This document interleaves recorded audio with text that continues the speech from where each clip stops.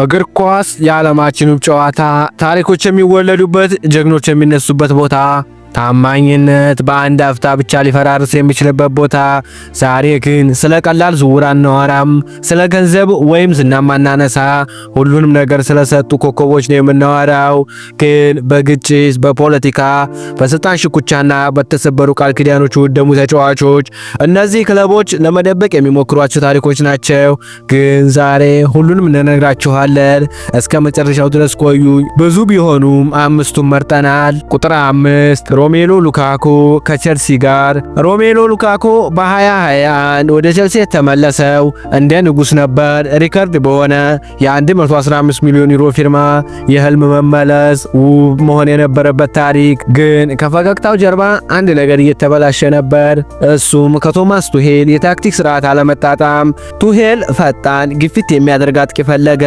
ነገሩ ደግሞ ሉካኩ ኳሱ ለግብ ጠባቂው ጀርባ አድርጎ መጫወት ይፈልጋል።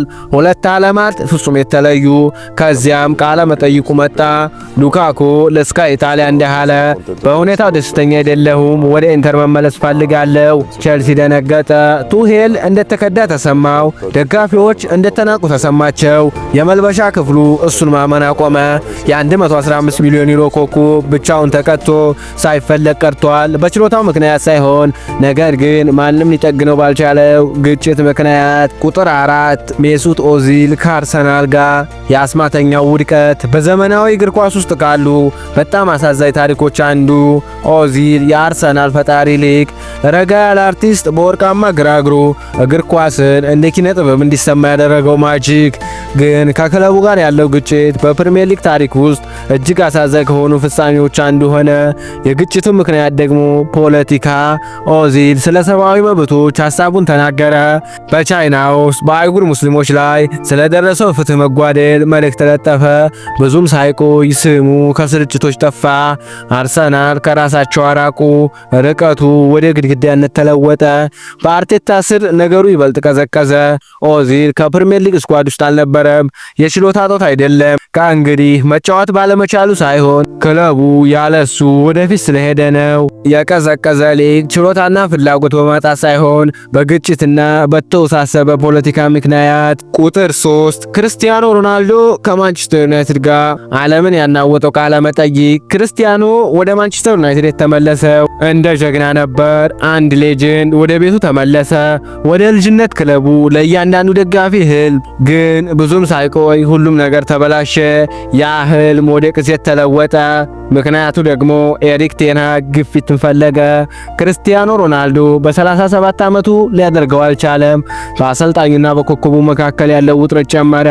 ክርስቲያኖ እንደተናቀ ተሰማው። ቴን ሃግ ደግሞ እንደተዳከመ ተሰማው። ብዙ ጊዜ ተቀያሪ ወንበር ላይ ተቀመጠ።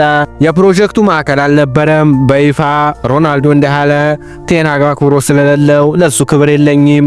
አወዛጋቢ ቃለ መጠይቅ። ዓለም ፈነዳ። ክለቡ ውሉን በመቅደድ ምላሽ ሰጠ። ክርስቲያኖ ሮናልዶ ከታላላቆች አንዱ በኋለኛው በር የሚወደውን ክለብ ለቆ እንዲሄድ ተገደደ። በእግር ኳስ ሳይሆን በኩራት በኢጎና በተሰበረ እምነት ምክንያት። ቁጥር 2 ኔይማር ከባርሴሎና ጋር። ኔይማርና ባርሴሎና በምኞቱና በክደት የወደቀ የፍቅር ታሪክ። ወዳጅነትን ያጠፋው ዝውውር። ኔይማር ባርሴሎናን ይወድ ነበር። ሜሲ ኔይማርን ይወድ ነበር።